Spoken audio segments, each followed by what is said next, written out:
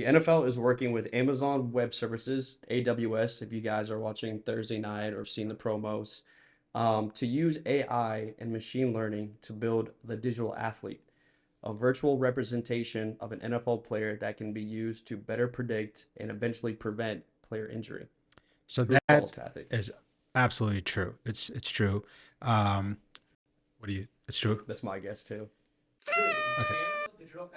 I mean, one of the biggest thing that players have is injury, right? I mean, you have to know so many players with concussion, so many players who have to end their careers early because they got hit.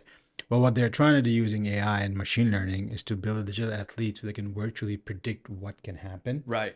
And using AWS Power, which allows them to compute that information really, really fast, and in the high computation levels, allows them to kind of predict and be able to put those change the not only maybe the ruling on the field, put some more penalties on the play and stuff like that, but also be able to then educate the players a little bit better and train them to prevent the injury. And I know that NFL Next Gen Stat and AWS were both two separate entities, and then they sort of combined around early 2010s.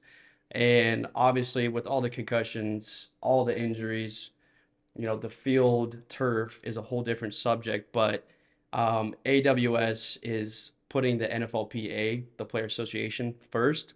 So a lot of these stats aren't just for our fantasy purposes, for coaching purposes, they're for protective and health purposes, which is first, players first, right? Absolutely. I think that's a really important step that AI is and machine learning is helping with Amazon Web Services. If they can prevent the player injury, I think that will be a definitely a win for the NFL overall. 100%.